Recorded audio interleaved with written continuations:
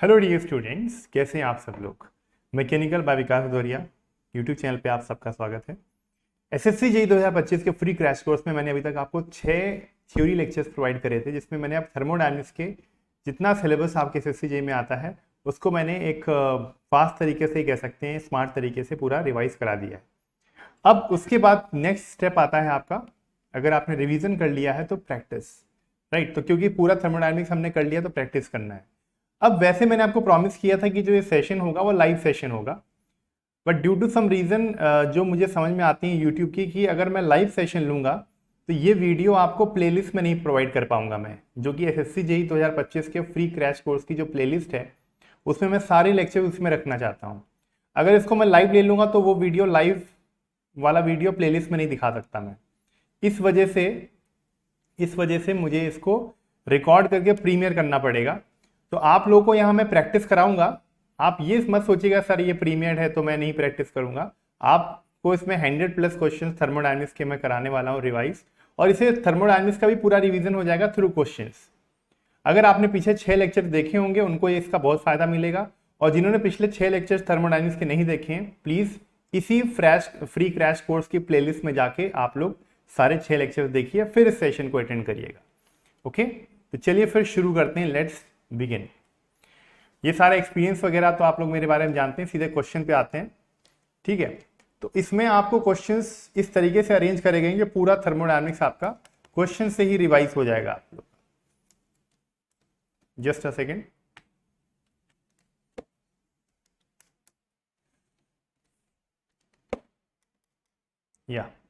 तो पहला क्वेश्चन है आपका ये, an open system is one in which, open system क्या होता है जिसमें mass does not cross the boundary of system though energy may do so, neither mass nor energy cross the boundary, both energy and mass। तो दोनों energy and mass दोनों का transfer हो सकता है सिस्टम के अंदर, सिस्टम की बाउंड्री के थ्रू, that is called open system. दोनों नहीं होते या that is your isolated system. Second वाला आइसोलेटेड है और mass does not cross but energy may do so, that is your close system.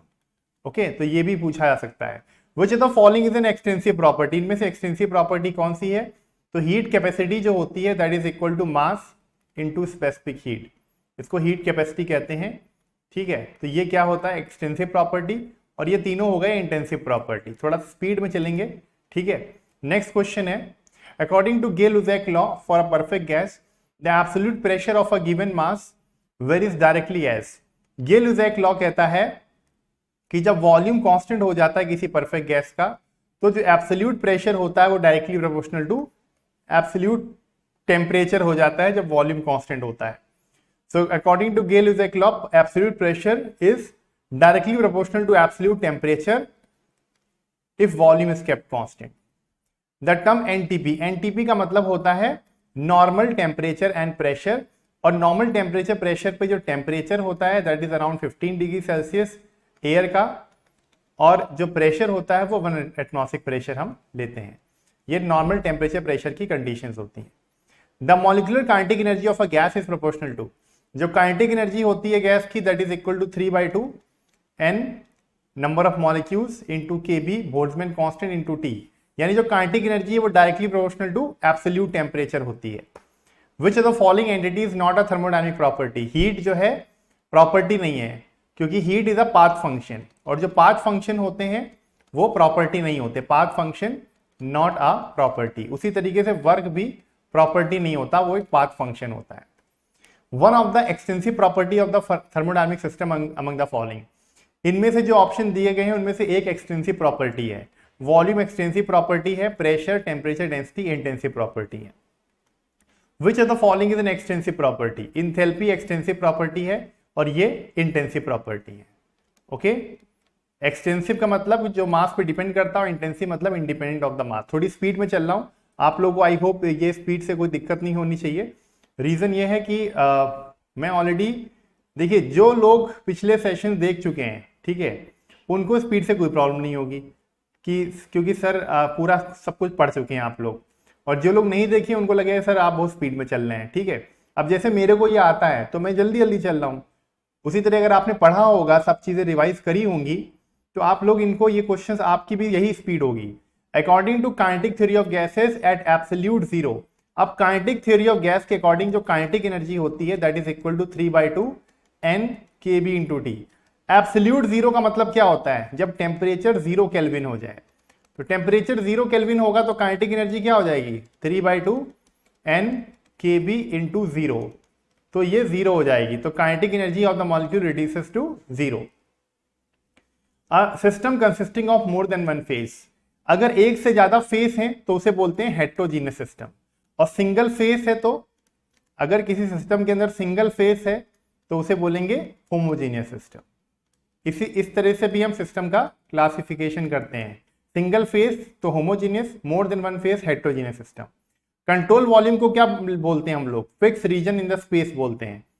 Fix region in the space जिसमें mass का और एनर्जी का दोनों का ट्रांसफर हो सकता है, इसको ओपन सिस्टम भी कहा जाता है। Open system is also called as control volume.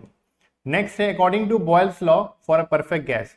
Boils law कहता है कि जब टेम्परेचर गैस का कांस्टेंट हो जाता है परफेक्ट गैस का, तो pressure inversely proportional to volume हो जाता है, या product of pressure into volume is constant हो जाता है।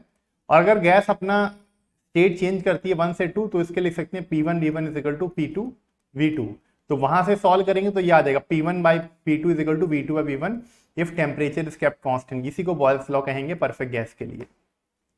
Universal gas constant is defined as equal to product of molecular weight of the gas and, आप जानते हैं कि जो कैरेक्टरिस्टिक गैस कांस्टेंट होता है that is equal to universal gas constant by molecular weight, right.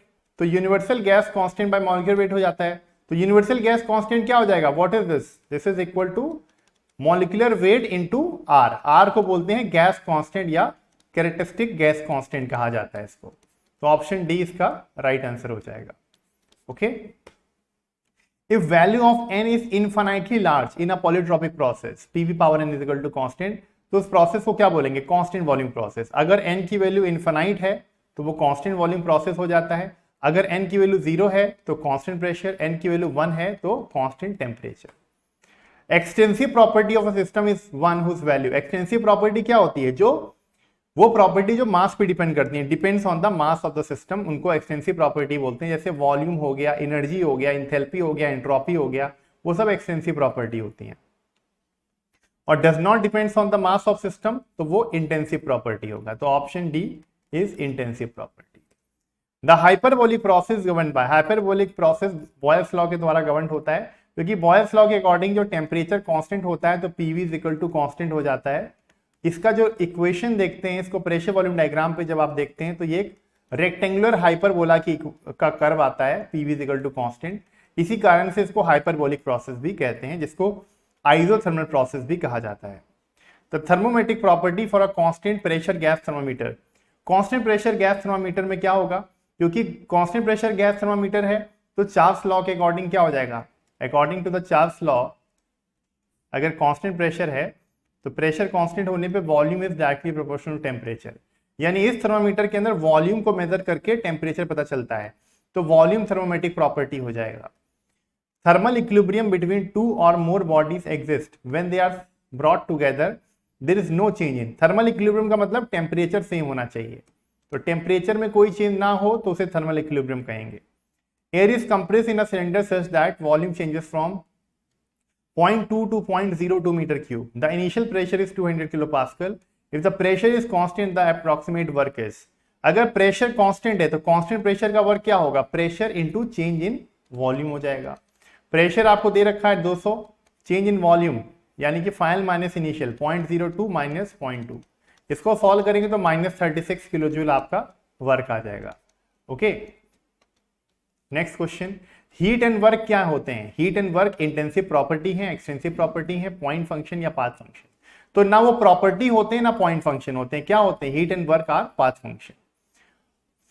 अब 120 volt electrical resistance heater draws 10 ampere current, it operates for 10 minute in a rigid volume, calculate the work done on the air in the volume.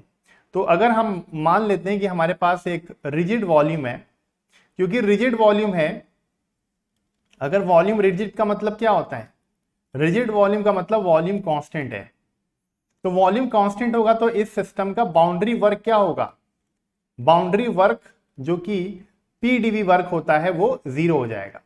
लेकिन इसके अंदर दूसरा work भी हो सकता है। कौन सा वर्क हो सकता है? इसमें करंट जा रहा है 10 एम्पियर का, और इसमें जो रेजिस्टेंस है, रेजिस्टेंस तो नहीं पता हमको, सॉरी, वोल्टेज जो है वो 120 वोल्ट है। ठीक है, तो इसमें कौन सा वर्क हो सकता है ऐसे कंडीशन में? That will be electrical work. Boundary work तो जीरो है, लेकिन इसमें इलेक्ट्रिकल वर्क होगा। और इलेक्ट्रिकल वर्क कैसे निकालेंगे हम लोग? Electrical work is equal to electrical work is equal to voltage into current into time. तो वोल्टेज आपको दे रखा है 120, करंट है 10, और टाइम कितना है? 10 मिनट है। इसको सेकेंड में करेंगे तो 10 इंटू 60 सेकेंड। सॉल्व करेंगे तो आपका यहां से आ जाएगा 72, और फिर 1 2 3 4 1 2 3 4 जूल। 70, तो इसको लिख सकते हैं 720 किलो जूल। ये आपका आ जाएगा answer, option B. Next question is, which of the following equation is incorrect? इनमें से कौन सी इक्वेशन इनकरेक्ट है? अब आप नोटिस करोगे वॉल्यूम, प्रेशर, टेम्परेचर, ये सारे क्या हैं? Extensive property, right, sorry, extensive property कह रहा हूं, प्रॉपर्टी है। ये सारे के सारे क्या हैं? प्रॉपर्टीज हैं। और ये क्या है? वर्क प्रॉपर्टी नहीं होता। वर्क एक इनएग्जैक्ट डिफरेंशियल है। इनएग्जैक्ट डिफरेंशियल की खास बात क्या होती है कि इसको अगर इंटीग्रेट करोगे ना, इसको अगर इंटीग्रेट करोगे तो जीरो नहीं होगा। तो ये वाला चीज गलत है। प्रॉपर्टीज क्या होते हैं? एग्जैक्ट डिफरेंशियल होते हैं। एग्जैक्ट डिफरेंशियल के तो आप लिख सकते हैं इसको साइक्लिक इंटीग्रल, उसको पूरा इंटीग्रल करोगे साइकिल के लिए तो क्या होगा? उसका वैल्यू जीरो हो जाएगा। इस सिंबल को बोलते हैं साइक्लिक इंटीग्रल, यानी पूरी साइकिल का जो इंटीग्रेशन करोगे किसी प्रॉपर्टी का तो वो जीरो होगा, लेकिन वर्क को नहीं कर सकते। वर्क के लिए हम ये नहीं कह सकते। A piston cylinder arrangement has air at 600 kilopascal, 290 Kelvin and volume of 0.01 meter cube. During a constant pressure process, if it gives 54 kilojoule of work, the final volume must be. यानी इस question के अंदर आपको work पता है कि 54 kilo joule आपको work दे रखा है, और ये वर्क कांस्टेंट प्रेशर प्रोसेस का वर्क है। आपको इसमें कांस्टेंट प्रेशर भी दे रखा है, कितना? 600 किलो पास्कल, और जो वॉल्यूम है, इनिशियल वॉल्यूम आपको पता है 0.01 मीटर क्यूब, फाइनल वॉल्यूम आपको नहीं पता है। तो कांस्टेंट प्रेशर प्रोसेस का वर्क का फॉर्मूला क्या होता है? Pressure into change in volume. आपको वर्क पता है दैट इज 54, प्रेशर पता है 600, फाइनल वॉल्यूम नहीं पता, इनिशियल वॉल्यूम पता है। यहां पे रख देंगे तो आपको फाइनल वॉल्यूम आ जाएगा मीटर क्यूब में। सॉल्व करेंगे, बताइए कितना आ रहा है answer? Just a second.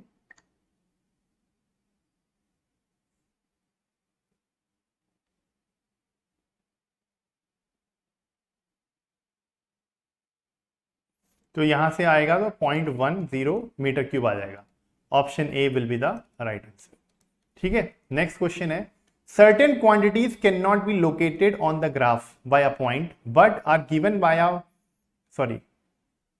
point, ये स्टेटमेंट रिपीट हो गई, but are given by area under the curve corresponding to the process। अब एरिया अंडर द कर्व आपने किसके लिए पढ़ा है? एरिया अंडर द कर्व आपने या तो प्रेशर वॉल्यूम डायग्राम के लिए पढ़ा है कि प्रेशर वॉल्यूम डायग्राम पे अगर कोई रिवर्सिबल प्रोसेस होगा तो उसके नीचे का एरिया क्या देगा? आपको वर्क दे देगा। और अगर टेम्परेचर एंट्रोपी डायग्राम है, टेम्परेचर एंट्रोपी डायग्राम है, उस पर आप रिवर्सिबल प्रोसेस करते हैं, ठीक है, रिवर्सल प्रोसेस कर रहे हैं, तो रिवर्सल प्रोसेस के लिए उसके नीचे का एरिया क्या दे देगा आपको? That will give you heat transfer which is T into D S. तो यानी कि ये हीट और वर्क के लिए कह सकते हैं, हीट एंड वर्क क्या होते हैं? पाथ फंक्शंस होते हैं। यानी कि एरिया अंडर द कर्व किसके लिए होता है? पाथ फंक्शन के लिए होता है।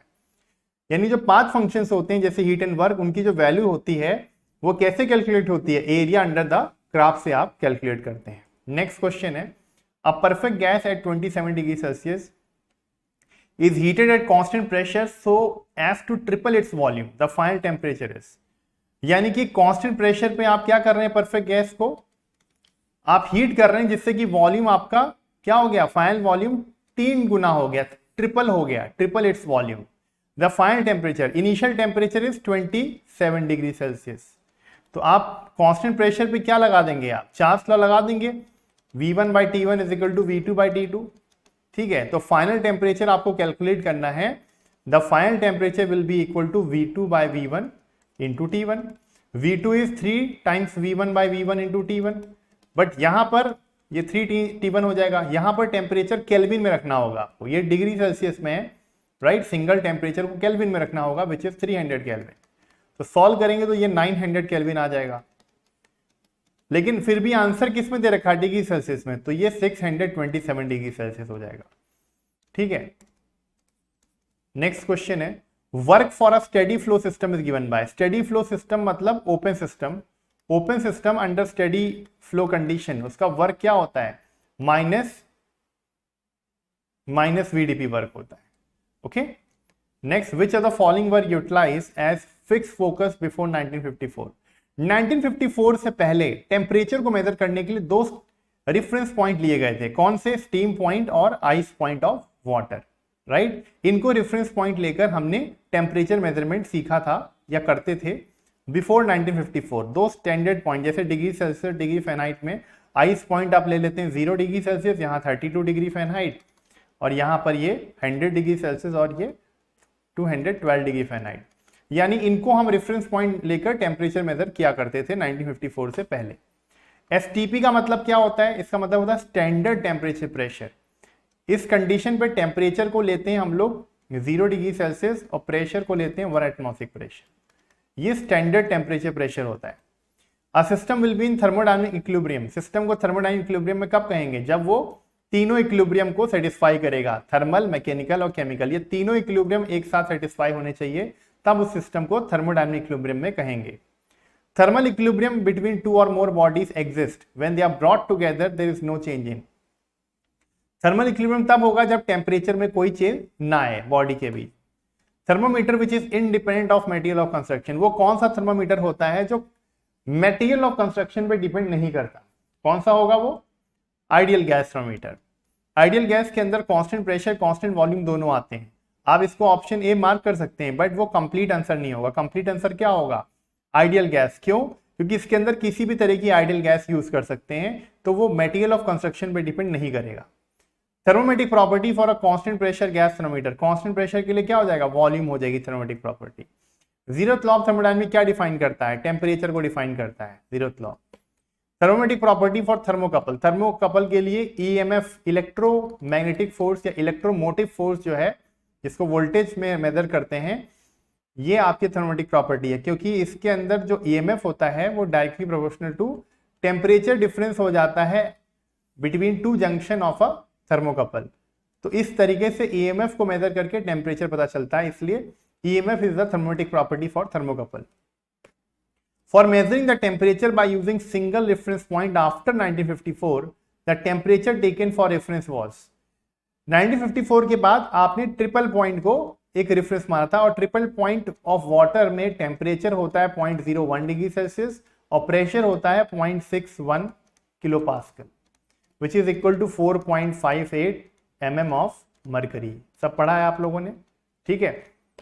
The law which provides the basis of temperature measurement, वो कौन सा लॉ है जिसकी हेल्प से टेम्परेचर मेजरमेंट हम करते हैं, that is your zeroth law, right. तो टेम्परेचर का हो या टेम्परेचर मेजरमेंट हो, ये सब जीरोथ लॉ ने ही डिफाइन किया है। टेम्परेचर को मेजर कैसे करना है और टेम्परेचर को भी डिफाइन जीरोथ लॉ ने किया है, राइट।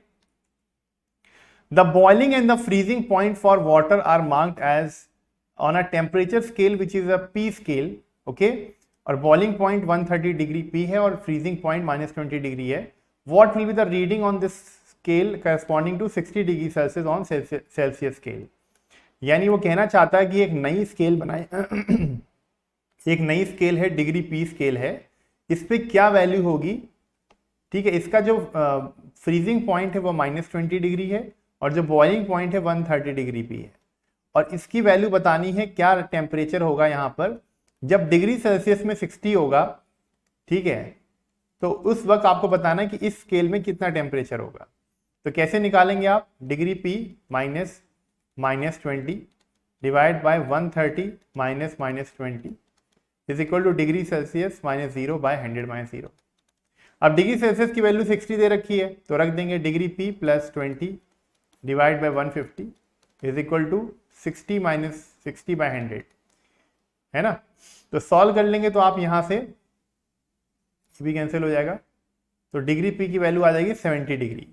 यानी कि जब आपका डिग्री सेल्सियस में 60 होगा तो डिग्री पी में कितना यूनिट होगी, रीडिंग कितनी होगी, that is 70।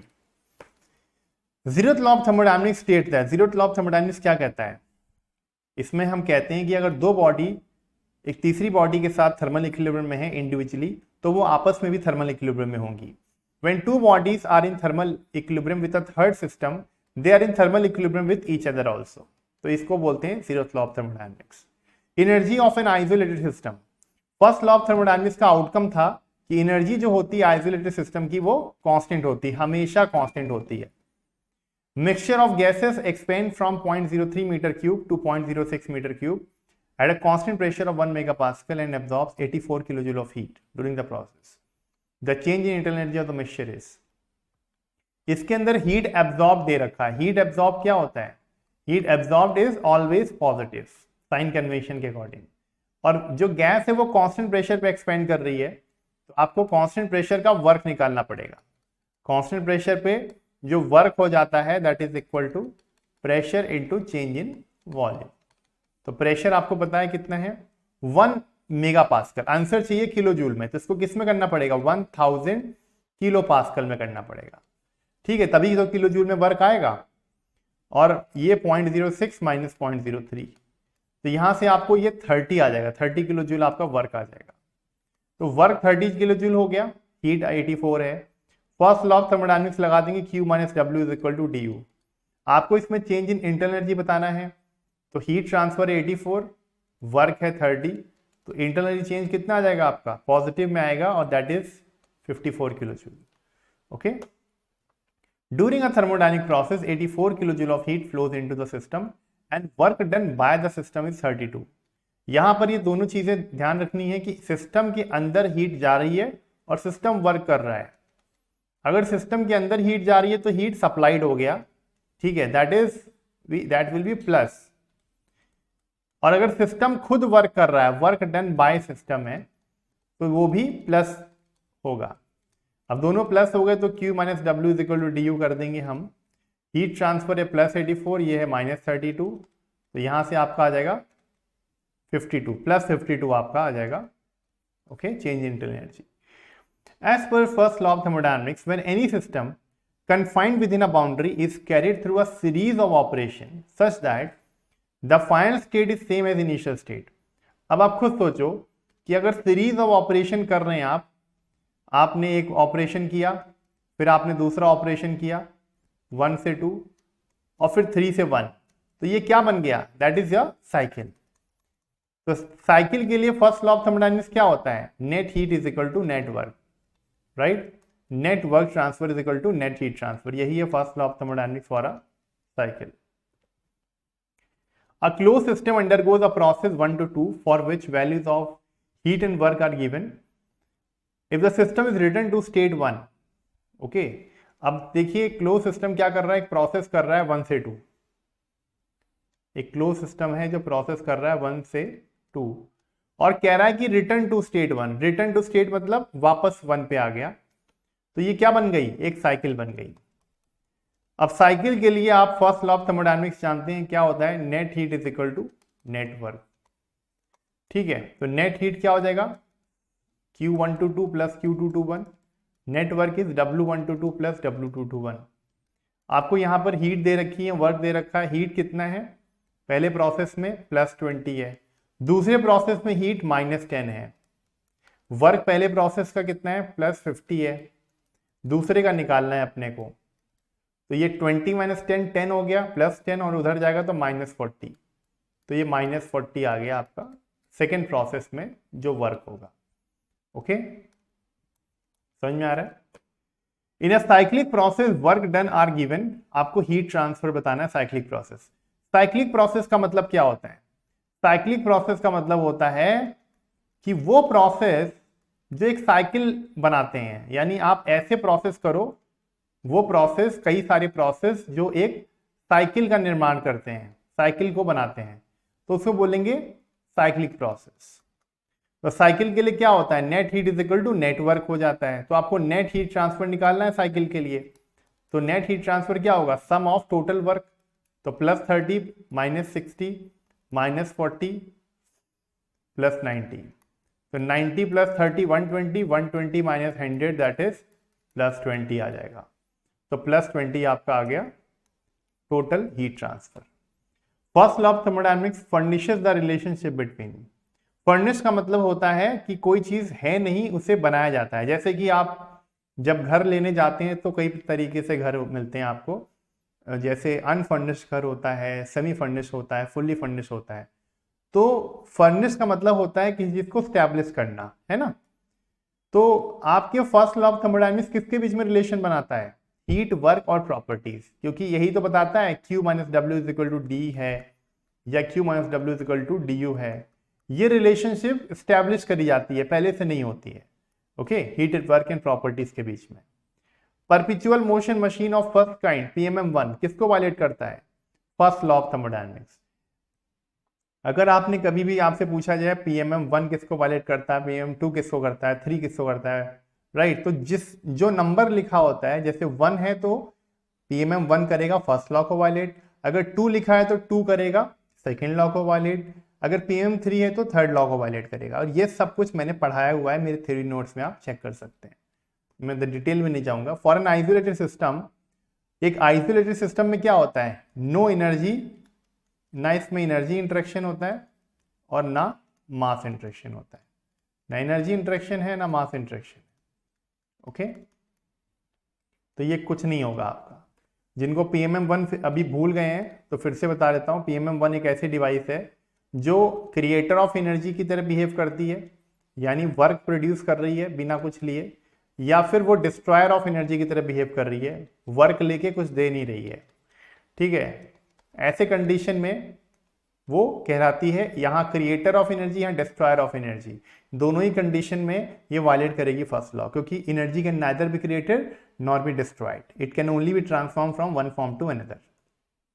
Heat and work दोनों क्या होते हैं, हीट एंड वर्क दोनों ही पाथ फंक्शंस होते हैं और इनएग्जैक्ट डिफरेंशियल है, inexact differential and path function.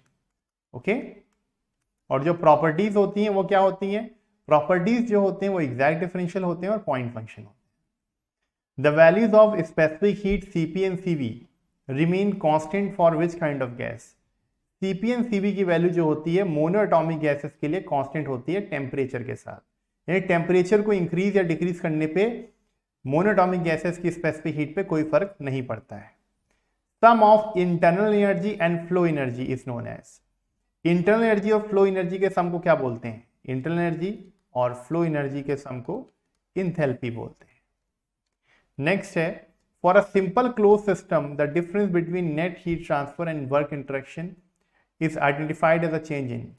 एक क्लोज सिस्टम के लिए हीट ट्रांसफर और वर्क ट्रांसफर के डिफरेंस को हम चेंज इन इंटरनल एनर्जी कहेंगे। Okay, a mass m of ideal gas at pressure P1 and volume V1 undergoes isothermal process. The final pressure is P2 and final volume is V2. The heat added to the system is positive. Considered positive जो होता ही है। आपको heat transfer का interaction बताना है। अब आपको अच्छे से पता है कि आइसोथर्मल प्रोसेस में, एक आइसोथर्मल प्रोसेस में क्या होता है, टेम्परेचर कांस्टेंट होता है। तो टेम्परेचर कांस्टेंट होने की वजह से टेम्परेचर चेंज जीरो होगा, तो इंटरनल एनर्जी चेंज भी जीरो हो जाएगा। ऐसे कंडीशन में जो हीट ट्रांसफर है वही वर्क ट्रांसफर होगा। अब हीट ट्रांसफर का फॉर्मूला बताना है हमें, वर्क ट्रांसफर का फॉर्मूला पता है, क्या होता है, P1 V1 log of V2 by V1। क्योंकि हमारी गैस का वॉल्यूम चेंज हो रहा है, फाइनल प्रेशर भी पता है, फाइनल वॉल्यूम पता है, ये भी लिख सकते हैं और ये भी लिख सकते हैं, P1 V1 log of P1 by P2। ठीक है, तो P1 V1 log of V2 by V1 इसका आंसर हो जाएगा। Okay, in which of the following process change in enthalpy of a closed system is equal to heat transfer। यानी वो कौन सा प्रोसेस होता है, कुछ लोग इस क्वेश्चन को गलत कर देते हैं, वो कौन सा प्रोसेस होता है जिसमें change in enthalpy, change in enthalpy मतलब DH, is equal to heat transfer के इक्वल हो जाता है। किस प्रोसेस में होगा भाई ये कांस्टेंट प्रेशर प्रोसेस के लिए। ओके, तो इसको बोलेंगे रिवर्सिबल आइसोबैरिक प्रोसेस। बाकी एडियाबैटिक प्रोसेस में तो हीट ट्रांसफर जीरो हो जाता है, आइसोबैरिक प्रोसेस में heat transfer change in enthalpy हो जाता है, आइसोकोरिक प्रोसेस में heat transfer change in internal energy हो जाता है, और आइसोथर्मल प्रोसेस में हीट ट्रांसफर वर्क के इक्वल हो जाता है। When the heat transfer into a system is greater than the work transfer out of system, अगर हीट ट्रांसफर वर्क से ज्यादा है तो फर्स्ट लॉ के अकॉर्डिंग क्या हो जाता है, Q minus W is equal to du। ऐसे कंडीशन में internal energy will be positive, और हीट ट्रांसफर अगर वर्क से कम है तो इंटरनल एनर्जी क्या हो जाएगी, नेगेटिव हो जाएगी। अगर हीट ट्रांसफर वर्क के इक्वल है तो इंटरनल एनर्जी जीरो हो जाएगी। ये होता है आपके आइसोथर्मल प्रोसेस में, और ये हो जाता है पॉलीट्रॉपिक प्रोसेस में, और बाकी सारे प्रोसेस में कोशिश मतलब यही होता है। एडियाबैटिक में तो हीट ट्रांसफर जीरो ही हो जाता है, ठीक है। तो अगर हीट ट्रांसफर वर्क से ज्यादा है तो इंटरनल एनर्जी चेंज पॉजिटिव होगा। यहां पर यही कह रहे हैं heat transfer is greater than the work transfer, तो internal energy of system will increase. Okay, which of the following is not correct for adiabatic. Adiabatic process के बारे में क्या बात होती है, एडियाबैटिक प्रोसेस वो प्रोसेस होता है जिसमें हीट ट्रांसफर नहीं होता, जीरो हीट ट्रांसफर। ऐसे कंडीशन में उसका वर्क जो होगा वो चेंज इन इंटरनल एनर्जी के इक्वल हो जाता है। This work transfer during the process, this heat transfer. Heat transfer होता है क्या, नहीं होता, ये गलत है। Which of the following is not correct, ये करेक्ट नहीं है। This is work transfer during the process, ये तो सही है, हीट इंटरेक्शन नहीं होता। For a close system if heat transfer is equal to change in enthalpy, ये हम देख चुके हैं। क्लोज सिस्टम में अगर heat transfer change in enthalpy है तो वो कौन से प्रोसेस के लिए होगा, कांस्टेंट प्रेशर प्रोसेस के लिए। In an isothermal process heat transfer is, आपको भी लग रहा होगा जिन्होंने पीछे सब पढ़ा हुआ है, जो सब पढ़ के आए, सेंड दीजिए।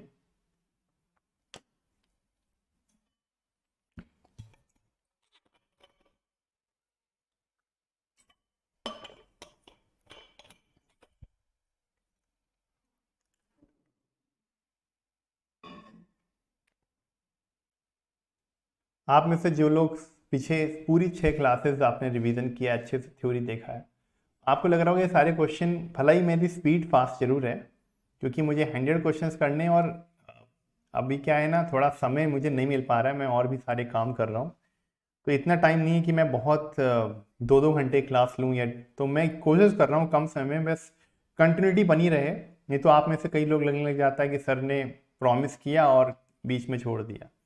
तो इस यूट्यूब पे कंटिन्यूटी बनी रहे इसलिए मैं क्लास पूरा दे रहा हूँ। थोड़ा स्पीड इसलिए तेज़ रखिए क्योंकि मैं लगता है कि जो बच्चे फॉलो कर रहे हैं मुझे, जो थ्योरी क्लासेस देख रहे हैं, उनको ये क्वेश्चंस भी हो सकता है मेरी स्पीड थोड़ी ज़्यादा हो, लेकिन उनको भी ऐसे ही लग रहा होगा सर ये सब तो हमने पढ़ा हुआ है, राइट। तो उनके लिए टफ नहीं होगा। In isothermal process heat transfer क्या होता है, is equal to work transfer, क्योंकि कांस्टेंट टेम्परेचर प्रोसेस में हीट ट्रांसफर वर्क ट्रांसफर के इक्वल होता है। For a system containing an ideal gas, the difference between internal energy and enthalpy depends on pressure only, depends on temperature only, pressure temperature दोनों पे, या independent of pressure temperature। तो अगर ideal gas है तो आइडियल गैस के लिए आपने पढ़ा है कि आइडियल गैस के लिए internal energy is a function of temperature only, और इंथैल्पी भी टेम्परेचर का ही फंक्शन होती है अगर आप आइडियल गैस को देखें। अब कह रहा है इनका डिफरेंस किसका फंक्शन होगा, अब इन दोनों का डिफरेंस किसका फंक्शन होगा, इनका डिफरेंस भी टेम्परेचर का तो फंक्शन होगा, है ना, किसी और का थोड़ी हो जाएगा, राइट। अब जैसे राम और श्याम दोनों ही लेट से रमेश के बेटे हैं, राइट, तो राम और श्याम के जो बच्चे होंगे उनके दादाजी कौन होंगे, रमेश ही तो होंगे, कि कोई और सुरेश थोड़ी हो जाएंगे, राइट। तो उसी प्रकार से अगर इंटरनल एनर्जी टेम्परेचर पे डिपेंड कर रही है, सिर्फ इंथैल्पी सिर्फ टेम्परेचर डिपेंड कर रही है, तो इनका डिफरेंस भी उसी पे डिपेंड करेगा ना, किसी और पे थोड़ी करेगा। In isothermal process the internal energy, isothermal process की इंटरनल एनर्जी क्या होगी, कांस्टेंट होगी। क्यों, क्योंकि internal energy is a function of temperature, तो टेम्परेचर कांस्टेंट है आइडियल गैस के लिए, तो इंटरनल एनर्जी कांस्टेंट हो जाएगा, है ना। ये जो इक्वेशन होती है del Q is equal to D U plus P D V, ये किसके लिए वैलिड होती है इक्वेशन? मैंने आपको सब इक्वेशन बताई थी थर्मोडायनेमिक्स की कि ये जो इक्वेशन है Q minus W is equal to D, ये किसके लिए वैलिड है, ये वाली किसके लिए वैलिड है, और ये वाली किसके लिए वैलिड है, सब बताया है मैंने। ठीक है, बताया सब है। ये वाली एनी सिस्टम एनी प्रोसेस के लिए। हो सकता है कोई स्टूडेंट ऐसे हो जिनको सिर्फ प्रैक्टिस करना अच्छा लगता हो, जिन्होंने, इसीलिए तो क्लासेस कम हो गई थी, इसीलिए थ्योरी सेशन में व्यू कम है, क्योंकि कुछ लोगों को सिर्फ यही मजा आता है, प्रैक्टिस करा दो सर। ऐसे लोग सिर्फ वही होते हैं जिनका लाइफ में सिर्फ एक ही उद्देश्य होता है। कुछ लोग खाने के लिए जीते हैं और कुछ लोग जीने के लिए खाते हैं। ओके, तो कुछ लोग ऐसे होते हैं जिनको बस प्रैक्टिस करने से ही सिलेक्शन उनको लगता हो जाएगा। ठीक है, खैर जिनको ऐसा लगता है, मैं बता देना चाहता हूँ कि मैं यहाँ फिर भी कम एक्सप्लेन कर रहा हूँ, इसलिए क्योंकि मैं ऑलरेडी इन सब की चीज़ें पढ़ा चुका हूँ पीछे 6 क्लास में। ठीक है, तो ये क्लोज सिस्टम के लिए होता है और एनी प्रोसेस के लिए होता है, और ये क्लोज सिस्टम और रिवर्सल प्रोसेस के लिए होता है, क्लोज सिस्टम एंड रिवर्सिबल के लिए। तो रिवर्सिबल तो यह नहीं है, लेकिन ये लिखा है अब फ्रिक्शन, यहां पे साइकिल नहीं होगा, सिस्टम होगा, यह मिस्टेक है। और ये सारे एसएससी जेईई के प्रीवियस ईयर क्वेश्चन से बता देना चाहता हूं आपको मैं। Quasi static without dissipation, dissipation का मतलब क्या होता है, फ्रिक्शन होता है, यानी क्वाजी स्टैटिक प्रोसेस बिना फ्रिक्शन के क्या बोलते हैं उसको, रिवर्सिबल बोलते हैं। क्लोज सिस्टम में अगर एक क्वाजी स्टैटिक प्रोसेस है जिसमें फ्रिक्शन ना हो, उसके लिए आप ये इक्वेशन यूज करेंगे। The short coming of first law, first law की शॉर्ट कमिंग ये है कि वो डायरेक्शन नहीं बताता कि एक्चुअल में एनर्जी का जो ट्रांसफर है वो किस डायरेक्शन में सही से होता है। ओके, चाय ठंडी तो हो जा रही है कमरे में रख के, लेकिन वापस गर्म क्यों नहीं होती। In a reversible isothermal expansion process, fluid expand from 10 bar and 2 meter cube to 2 bar and 10 meter cube. During this process, 80 kilowatt of heat is supplied. Work क्या होगा, क्योंकि कांस्टेंट टेम्परेचर प्रोसेस है तो हीट ट्रांसफर ही work के equal होगा। तो अगर heat transfer हमको पता है तो वर्क भी उतना ही होगा। A system is composed of a gas containing a cylinder fitted with a piston. The gas expands from state 1 for which E1 is 75, E2 is minus 25. Expansion process में इतना work हो रहा है, यानी एक्सपेंशन प्रोसेस है तो work क्या होगा, पॉजिटिव, क्योंकि एक्सपेंशन वर्क क्या होता है, पॉजिटिव वर्क होता है। ठीक है, तो फर्स्ट लॉ ऑफ थर्मोडायनेमिक्स लगा देंगे हम लोग। ठीक है, अब यहां पर एनर्जी है तो एनर्जी रख देते हैं हम लोग। ठीक है, इन्होंने एनर्जी लिखा हुआ है, तो हीट ट्रांसफर निकालना है, वर्क पॉजिटिव, और एनर्जी चेंज को क्या लिख सकते हैं, E2 माइनस E1, क्योंकि ये पॉइंट फंक्शन होता है, पॉइंट पे डिपेंड करता है।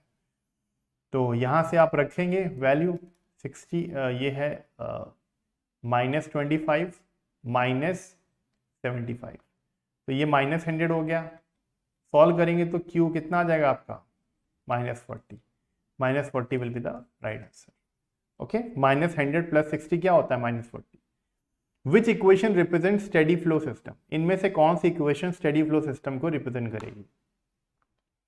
देखिए वैसे तो इक्वेशन ये होती है, ठीक है, स्टेडी फ्लो की। अगर आप मास, यहाँ मास नहीं है तो हम ये इक्वेशन ले लेते हैं, H1 + V1 square by 2000 plus G into Z1 by 1000 plus Q is equal to H2 plus, अगर मास से मल्टीप्लाई कर देंगे यहाँ पर, यहाँ मास रख देंगे तो मास भी आ जाएगा, H2 plus V2 square by 2000। यही बताया था, क्योंकि जो मैंने बताया था पहले वो उसके बारे में बात कर लेते हैं, फिर इसके बारे में बात कर लेंगे। ये क्वेश्चन आपके एसएससी जेईई में आया था, यहाँ वर्क भी होगा। ठीक है, एसएससी जेईई में आया था।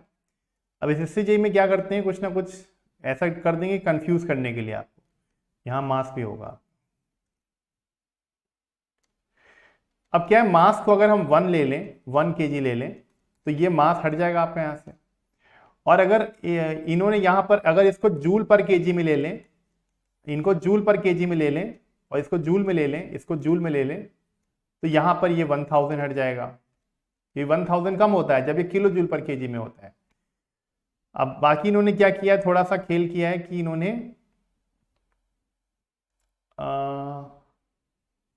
इन्होंने इस जी को यहां रख दिया है, इन्होंने V² बाई 2G कर दिया है।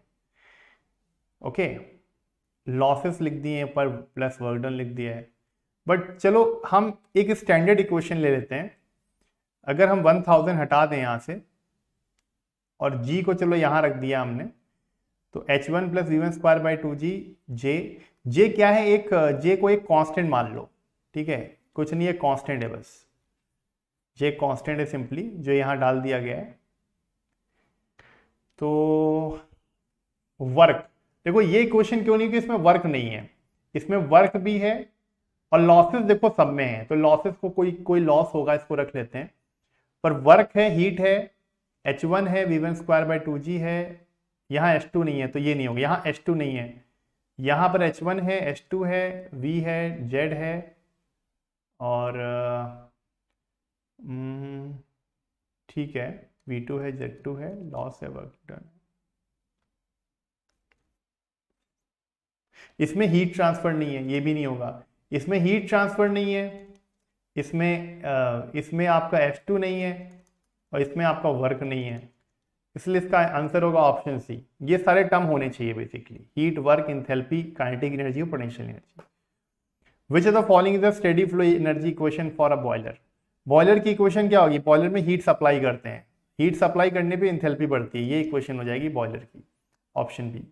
ओके, नेक्स्ट क्वेश्चन है आपका, which equation is correct representation for steady flow energy equation for nozzle.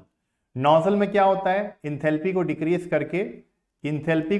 करके काइनेटिक एनर्जी को बढ़ाते हैं। काइनेटिक एनर्जी ये वेलोसिटी है मतलब, ठीक है, तो वेलोसिटी बढ़ रही है मतलब काइनेटिक एनर्जी बढ़ रही है, इंथैल्पी डिक्रीज हो रही है, तो एक ही इक्वेशन हो सकती है, option A. Okay, m kg of steam at state 1 is admitted to a turbine and expand isentropically down to a lower pressure. Work done क्या होगा, टरबाइन में वर्क क्या होता है, work done of turbine is mass multiplied by enthalpy eight inlet minus exit. Okay, तो ये हो जाएगा इसका आंसर। अब इसमें कहोगे सर दोनों आंसर हैं यहाँ पे, हाँ, यहाँ पर ये सब एसएससी जी के गड़बड़ हैं, इसमें दो ऑप्शन आपके दे रखे हैं, ऐसा भी करते हैं एसएससी जी, अब शायद कम करें, ठीक है, बट पहले ऐसी बहुत मिस्टेक करते थे। ओके, और सारे प्रीवियस ईयर क्वेश्चन हैं एसएससी जी के। इन अ थ्रॉटलिंग प्रोसेस, थ्रॉटलिंग में इंथैल्पी क्या रहती है, कांस्टेंट होती है, right. The steady flow energy equation, ये इक्वेशन किसके लिए होती है, बॉयलर के लिए, अभी बताया था ना, mass into enthalpy at exit minus inlet, मतलब हीट सप्लाई करने पे इंथैल्पी बढ़ती है, राइट, ये बॉयलर में होता है, इसीलिए final enthalpy minus initial enthalpy अगर है तो वो बॉयलर की इक्वेशन होगी। आइजेंट्रोपिक फ्लो को रिवर्सिबल एडियाबैटिक फ्लो कहते हैं, क्योंकि आइजेंट्रोपिक का मतलब एंट्रोपी कांस्टेंट।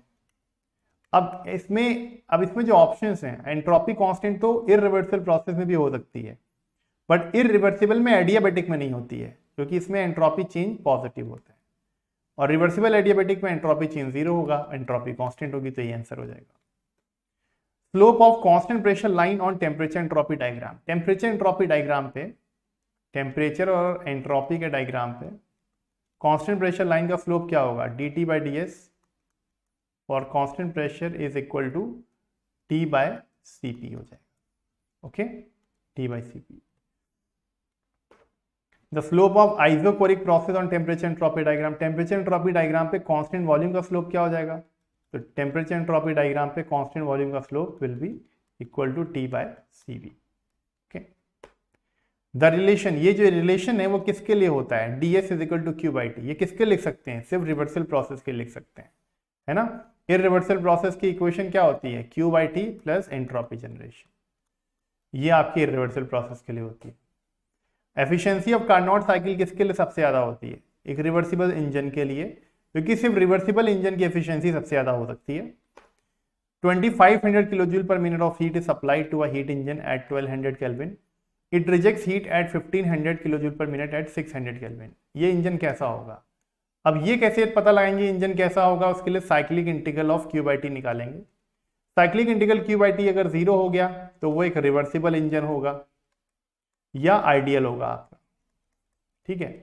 अगर cyclic integral Q by T अगर नेगेटिव आ गया तो वो इररिवर्सिबल होगा, और अगर ये cyclic integral Q by T solve करने पे पॉजिटिव आ गया तो वो इम्पॉसिबल होगा। तो ये देखना होगा इनमें से ये क्या होता है। अब हमारा जो इंजन है वो कुछ इस प्रकार से है कि इंजन के अंदर 1200 किलो केल्विन पे कितनी हीट सप्लाई हो रही है इंजन को? 2500 किलो जूल पर मिनट हीट सप्लाई हो रही है, और 1500 किलो जूल पर मिनट हीट रिजेक्ट कर रहा है इंजन 600 केल्विन पे। तो ऐसे में अगर आपको इसकी पूरी साइकिल के लिए निकालना है तो साइक्लिक इंटीग्रल क्या हो जाएगा इसका? Cyclic integral of Q by T will be equal to, ये हीट सप्लाई हो रही है तो प्लस 2500, किस टेम्परेचर पे हो रही है? 1200 पे। ये हीट रिजेक्ट हो रही है इस इंजन से तो माइनस 1500, किस टेम्परेचर पे? 600 पे। सॉल्व करिए, देखिए क्या आ रहा है, पॉजिटिव, नेगेटिव या जीरो, इनमें से जो होगा उसके हिसाब से आंसर हो जाएगा। तो देखिए ये तो हो गया 2.5 और ये हो गया -15 डिवाइड बाय 6। अरे नहीं नहीं 2.5 नहीं होगा, ये 2.08, 2.08 माइनस 2.5 है ना, तो कितना आ जाएगा? ऑब्वियसली बात है नेगेटिव आएगा, ये वैल्यू नेगेटिव आएगी। नेगेटिव आएगी मतलब इरिवर्सिबल है, इरिवर्सिबल होगा इसका। ओके, तो ध्यान रखना है। अगर दो इंजन है E1 और E2 working in same temperature, same temperature के बीच में दो इंजन काम कर रहे हैं, ठीक है। E1 is a reversible engine और E2 एक इरिवर्सिबल इंजन है, तो इनमें से कौन सा स्टेटमेंट सही होगा? अब सेम टेम्परेचर के बीच में एक रिवर्सिबल और इरिवर्सिबल लगाओगे तो क्या होगा? कार्नोट का पहला प्रिंसिपल क्या कहता है? कार्नोट का प्रिंसिपल कहता है कि अगर सेम टेम्परेचर के बीच में, सेम टेम्परेचर के बीच में आपने एक रिवर्सिबल इंजन लगा दिया और एक इरिवर्सिबल इंजन लगा दिया तो हमेशा रिवर्सिबल की एफिशिएंसी ज़्यादा होगी। रिवर्सिबल लगा दिया और एक इरिवर्सिबल लगा दिया तो किसकी एफिशिएंसी ज़्यादा होगी? Efficiency of reversible will be greater than irreversible always. अब इसमें से रिवर्सिबल कौन है? देखो E1 एक रिवर्सिबल है तो E1 की एफिशिएंसी क्या होगी? E2 से ज़्यादा होगी। Okay, if a Carnot engine rejects half of the heat absorb from the reservoir heat source, what is the efficiency of the Carnot engine? यानी हीट रिजेक्शन कितना है? हाफ ऑफ हीट सप्लाइड है, तो efficiency क्या होगी? Carnot की भी efficiency आप इसी से निकालती है, 1 minus heat rejected by heat supplied. Okay, तो heat rejected by heat supplied की वैल्यू कितनी हो गई? Heat rejected by heat supplied की वैल्यू है 1/2, तो ये हो गया 1 माइनस 1/2 दैट इज 1/2, 50% हो गई आपकी एफिशिएंसी। ओके, 0.5। एक कार्नोट इंजन है जो कि 40% rejects 40% of the absorbed heat, यानी कार्नोट इंजन कितनी हीट रिजेक्ट करता है? 40% of the absorbed heat. Absorbed heat मतलब सप्लाइड हीट, यानी हीट सप्लाइड का हीट रिजेक्शन कितना है? जितना हीट सप्लाइड है उसके रेस्पेक्ट में हीट रिजेक्शन इज 40%। तो एफिशिएंसी बताना है तो heat rejected by heat supplied कितना आ जाएगा? 40/100 आ जाएगा, 0.4।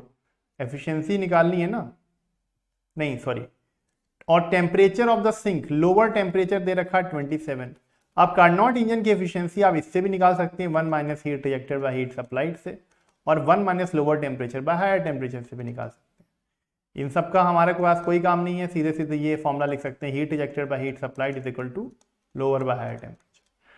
अब देखिए heat rejected by heat supplied तो सीधे 40/100 है, यानी 4/10 है, 0.4 है, और लोअर टेम्परेचर आपको केल्विन में करेंगे तो 300 केल्विन हो जाएगा। ये केल्विन में क्यों करेंगे? सिंगल टेम्परेचर को कभी भी डिग्री सेल्सियस में नहीं रखते हैं, 300 केल्विन बाय हायर टेम्परेचर, ये कैंसिल हो गया, और 0.4, तो यहाँ से आपका हायर टेम्परेचर कितना आ जाएगा आपका? 300 डिवाइड बाय 0.4, तो ये आ जाएगा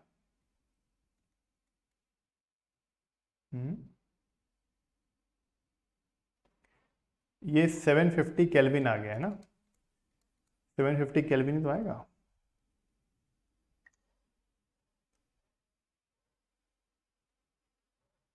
सेवन 750 केल्विन आ गया।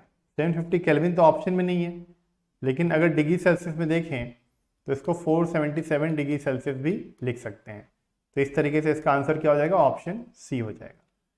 Kelvin Planck's law deals with, Kelvin Planck's law किसके साथ डील करता है?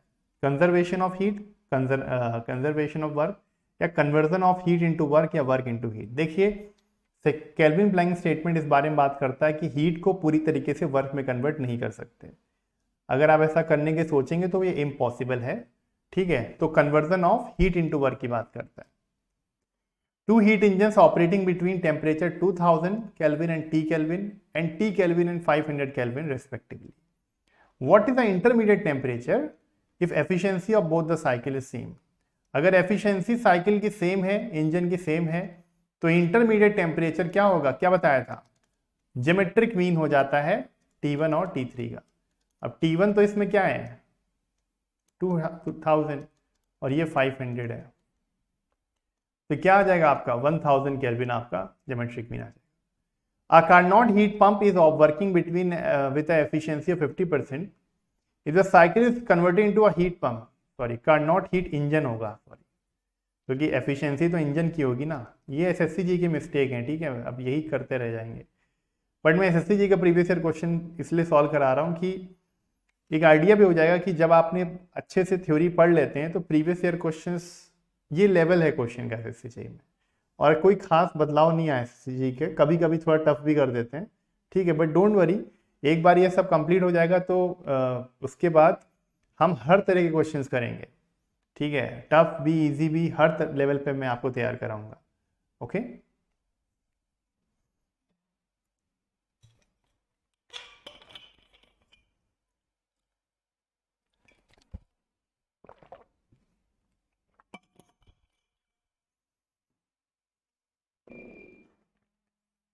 एक सेकंड दीजिए मुझे।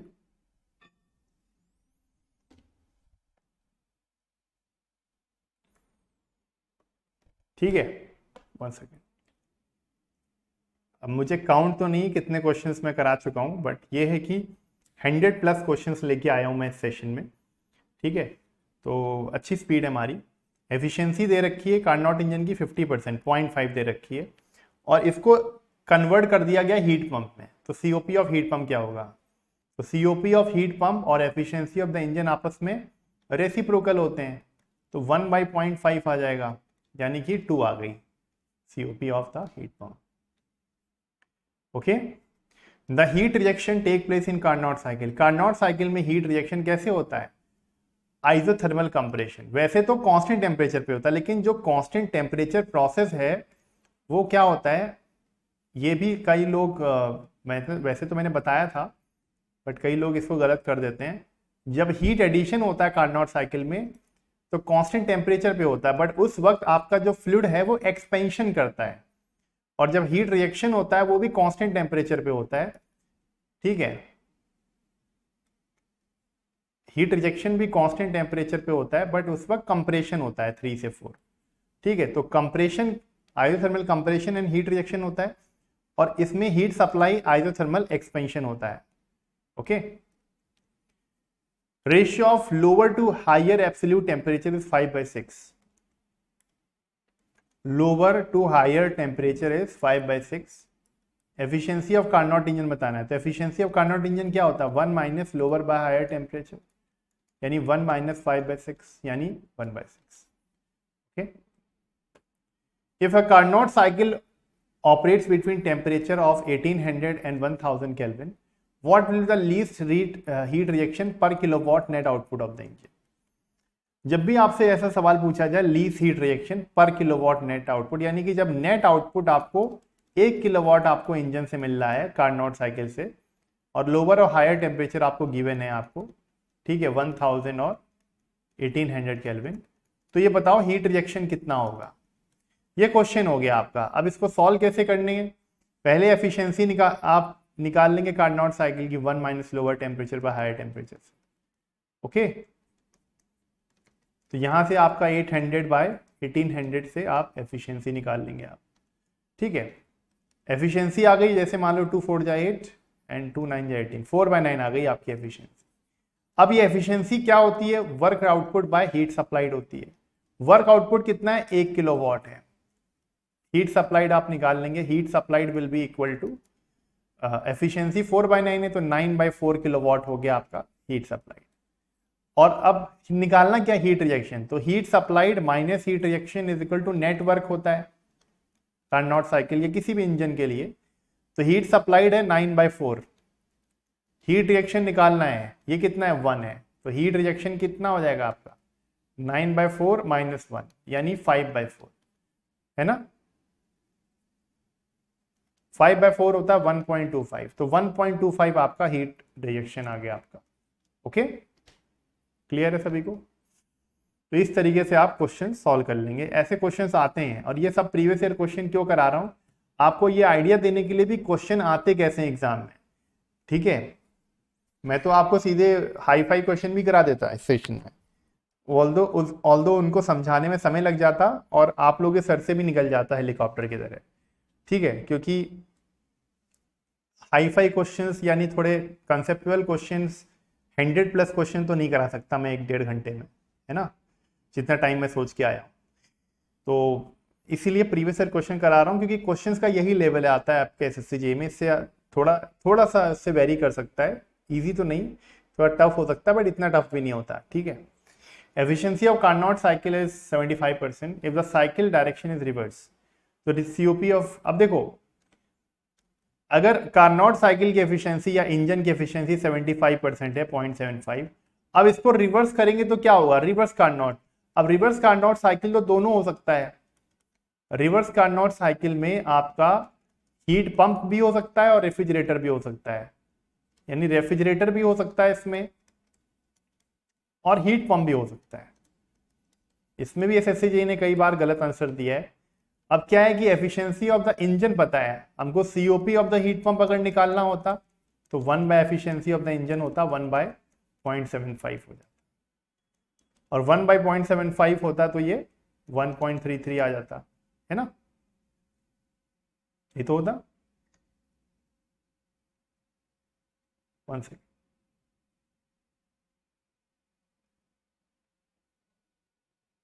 और अगर सीओपी ऑफ रेफ्रिजरेटर होता तो ये आ जाता 0.33। अब यहां पर तो दोनों ऑप्शन हैं, ये भी है ये भी है, तो कौन सा आंसर होगा।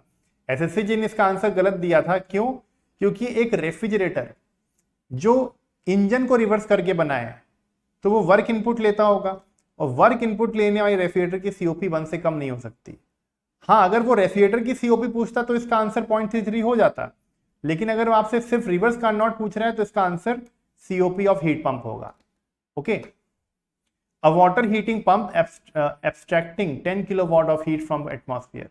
एक हीटिंग पंप है या पंप है जो एटमॉस्फेयर से, अब देखो अगर हम हीट पंप की बात करें तो हीट पंप के लिए एटमॉस्फेयर क्या हो जाता है, लो टेम्परेचर पे जो है हीट पंप मतलब ब्लोवर, तो ये एटमॉस्फेयर हो जाता है इसके लिए, क्योंकि एटमॉस्फेयर की जो ठंडी हवा है उसको लेता है और फिर उसको गर्म करता है वर्क, बिजली की मदद से, ठीक है, वर्क इनपुट लेकर, और उसे गर्म करके वो गर्म हीट देता है किसको, हाई टेम्परेचर को, अपने सिस्टम को। यही तो है हीट पंप का काम, HP हीट पंप का काम। कितनी हीट ले रहा है, 10 किलोवाट हीट ले रहा है एटमॉस्फेयर से लो टेम्परेचर पे जो है, और उसके लिए वर्क इनपुट कितना ले रहा है 2 किलोवाट। तो COP बताना है, ये कितना हो जाएगा, वर्क इनपुट प्लस QL, ये QL है, तो ये हो जाएगा आपका 12 किलोवाट हो जाएगा। तो COP ऑफ हीट पंप क्या होता है, डिजायर्ड इफेक्ट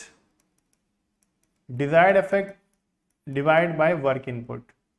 डिजायर्ड इफेक्ट क्या है इसका, हीट पंप का, ये वाली हीट जो हाई टेम्परेचर को देता है अपने सिस्टम को 12 किलोवाट, और वर्क इनपुट कितना है 2 है, तो COP 6 आ गई आपकी, ओके, हीट पंप की। 150 kilojoule of heat is transferred from a heat source of 527 degrees Celsius to a heat sink at 127 degrees Celsius. If the ambient temperature is 47, the loss of available energy, तो loss of available energy का formula बता रखा है मैंने आपको, T0 into Q 1/T2 - 1/T। अब यहां पर ये वाला फॉर्मूला क्यों लगाया, क्योंकि यहाँ पे हीट दे रखा है और एम्बिएंट टेम्परेचर तो दे रखा है, साथ में 2 और टेम्परेचर दे रखे, और पूछा गया लॉस ऑफ अवेलेबल एनर्जी। तो ऐसा एक ही फॉर्मूला है जो इन सबको एकोमोडेट कर सकता है, इन सारी चीजों को, क्योंकि ये जो अवेलेबल एनर्जी का टॉपिक है इसमें सारे फॉर्मूला बेस्ड क्वेश्चंस आते हैं। तो एम्बिएंट टेम्परेचर 47 है जो कि होता है 320 केल्विन। हीट ट्रांसफर आपका 150 किलो जूल है। और T2 और T1 में T2 क्या होता है, छोटा टेम्परेचर, तो इनमें से छोटा कौन सा है 127, एक 127 400 केल्विन, और ये 527 हो गया हायर टेम्परेचर जो कि 800 केल्विन। सॉल्व कर लेंगे आप और आपका आंसर आ जाएगा यहाँ से। ठीक है, बताइए कितना आ रहा है, 320 इंटू 150, यहाँ पे 400 डिवाइड बाय 400 इंटू 800, ये कैंसिल हो गया। ठीक है, ये कैंसिल हो गया तो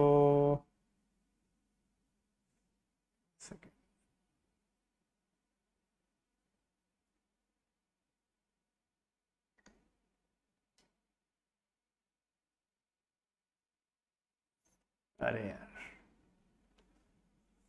इसका सीधे आंसर कितना आएगा आपका, सॉल्व।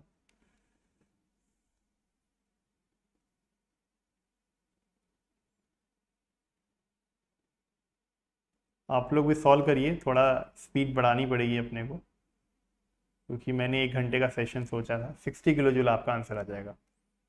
ठीक है, 60 kilo joule, option C. Next question, for a study process, study मतलब study flow process, the condition at the stage 1, stage 1 नहीं होता, ये सब SSC जी के क्वेश्चंस हैं, स्टेट 1 होगा स्टडी फ्लो प्रोसेस, और स्टेट 2 आपको इंथैल्पी और एंट्रोपी दे रखा है, अवेलेबिलिटी पूछा गया है, और एम्बिएंट टेम्परेचर भी दे रखा है। तो फॉर्मूला क्या हो जाता है, अवेलेबिलिटी क्या है, maximum useful work, maximum useful work ही अवेलेबिलिटी होता है ना, ये अवेलेबल एनर्जी कहते हैं अवेलेबिलिटी को। तो अगर आपको इंथैल्पी दे रखी हो तो H1 minus H2 minus T not of H1 minus H2, और स्टेडी फ्लो प्रोसेस है तो इस फॉर्मूले से आप मैक्सिमम यूजफुल वर्क निकाल सकते हैं। आपको इंथैल्पीज पता है, आपको एम्बिएंट टेम्परेचर पता है, और आपको एंट्रोपी पता है। सॉरी,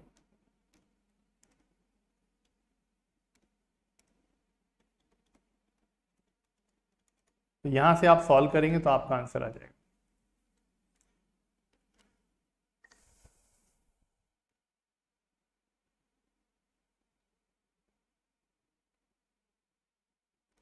तो ये आ जाएगा 150 माइनस 135, 15 आ जाएगा। 15 kilo joule will be the availability, okay, steady flow system के लिए। ये क्वेश्चन का मैंने आपको बताया था कि अगर ऐसा क्वेश्चन आता है जहां पर आपसे ABCD आपसे कह रहा है कि एक बॉडी है जिसका मास और स्पेसिफिक हीट दे दिया है, और 600 केल्विन पे वो टेम्परेचर पे भी है, और वो बॉडी क्या कर रही है, एटमॉस्फेयर के साथ हीट लूज कर रही है जो कि 300 केल्विन टेम्परेचर पे। आपको मैक्सिमम वर्क बताना है when body comes in equilibrium with the atmosphere. अब बॉडी इक्विलिब्रियम में कब आएगा, जब वो बॉडी इक्विलिब्रियम को हीट लूज करेगा, सराउंडिंग को हीट लूज करेगा। तो बॉडी 600 केल्विन पे है, और सराउंडिंग जो है, अगर सराउंडिंग जो है यानी एम्बिएंट जो है वो 300 केल्विन पे है, तो ऑब्वियस सी बात है इनके हीट लॉस होगा, है ना। ऐसे कंडीशन में मैक्सिमम वर्क का फॉर्मूला क्या हो जाता है, मैंने बताया था, ऐसे कंडीशन मैक्सिमम वर्क का फॉर्मूला MC, मैंने डायरेक्ट फॉर्मूला बता रखा, आप इस नोट्स में चेक कर सकते हैं, MC T1 minus T2 minus T not of log of T1 by T2। अगर बॉडी हीट लूज कर रही है तो ये फॉर्मूला है। मास आपको पता है, स्पेसिफिक हीट पता है, T1 पता है 600, T2 पता है 300, एम्बिएंट टेम्परेचर पता है 300, log of T1 by T2 that is 600 by 300 जो कि log 2 होता है, log 2 की वैल्यू दे रखी है।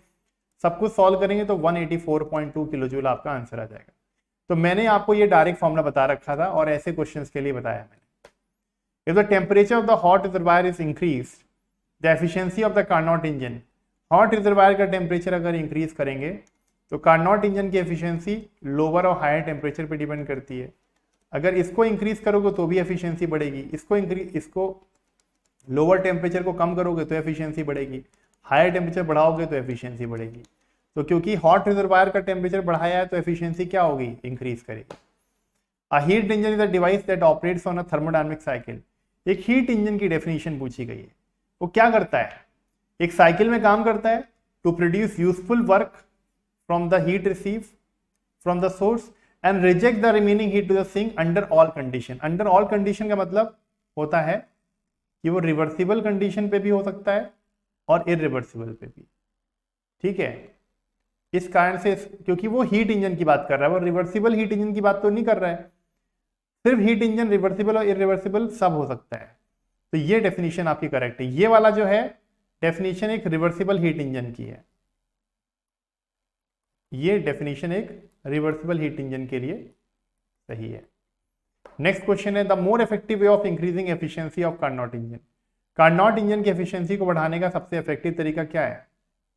देखो, दोनों से बढ़ सकती है, हायर टेम्परेचर को बढ़ाकर और लोअर टेम्परेचर कम करके, लेकिन लोअर टेम्परेचर को कम करने से ज्यादा इफेक्टिवली एफिशिएंसी बढ़ती है। If the heat rejected from system is zero, अगर सिस्टम से हीट रिजेक्शन ही जीरो हो जाए, है ना, अगर सिस्टम से हीट रिजेक्शन जीरो हो जाए तो वो क्या बन जाएगी डिवाइस? PMM2 हो जाएगी, क्योंकि फिर हीट सप्लाइड वर्क में कन्वर्ट हो जाएगा। When net work then sorry when नहीं then net work is equal to heat supply और efficiency 100%। Heat is exchange from one heat reservoir, it violates Kelvin Planck statement. सारे statement सही होंगे। A reversible engine operates between temperature T1 and T2. The energy rejected by this engine acts as input for another reversible engine at temperature T2. अगर work output engine का same है, अगर work output engine का equal है, तो temperature के बीच में क्या रिलेशन होगा? अगर वर्क आउटपुट इंजन का सेम है तो ऐसे कंडीशन में टेम्परेचर क्या हो जाएगा? अरिथमेटिक मीन हो जाएगा। ओके, ये कब होगा? जब एफिशिएंसी इक्वल हो जाएगी। ये कब होगा? जब वर्क इक्वल हो जाएगा। सब बता रखा है, तो इसीलिए मैं थोड़ा सा ना स्पीड में भी हूं, क्योंकि मुझे पता है मैंने सब आपको ऑलरेडी बता रखी है चीजें, राइट। Just a second.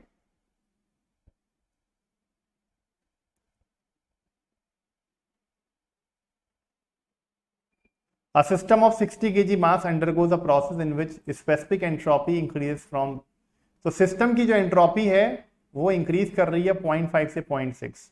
तो सिस्टम की एंट्रोपी चेंज क्या हो जाएगी? Total entropy change of system will be mass into specific entropy change. तो मास आपको 60 kg है और स्पेसिफिक एंट्रोपी चेंज 0.6 माइनस 0.5, ठीक है, तो 6 आ जाएगा आपका। 6 किलो जूल पर केल्विन आपका एंट्रोपी चेंज ऑफ सिस्टम आ गया। सराउंडिंग की एंट्रोपी डिक्रीज कर रही है, तो सराउंडिंग की एंट्रोपी क्या आ जाएगी? Final minus initial, 85 minus 90 that is -5। ये -5 आ गई सराउंडिंग एंट्रोपी। अब बताना कि प्रोसेस कैसा किया है सिस्टम ने, तो उसको पता लगाने के लिए आप सराउंडिंग ये पता लगाने के लिए आप क्या करेंगे? यूनिवर्स की एंट्रोपी निकाल लेंगे, है ना। यूनिवर्स की एंट्रोपी जो होती है वो सिस्टम और सराउंडिंग की एंट्रोपी के सम हो जाती है। और अगर सिस्टम की एंट्रोपी सॉल्व करने पे, सिस्टम की एंट्रोपी क्या है? यूनिवर्स की एंट्रोपी सिस्टम सराउंडिंग एंट्रोपी के सम के इक्वल है। सॉल्व करने पे ये वैल्यू आ रही है 6 माइनस 5 दैट इज +1, यानी पॉजिटिव आ गई। एंट्रोपी चेंज ऑफ यूनिवर्स अगर पॉजिटिव है यानी कि वो इरिवर्सिबल है, उसके अंदर प्रोसेस क्या होंगे? इरिवर्सिबल। अगर 0 आ जाता तो रिवर्सिबल होता, और नेगेटिव आ जाए कभी तो इम्पॉसिबल होगा, यहां पे इरिवर्सिबल होगा।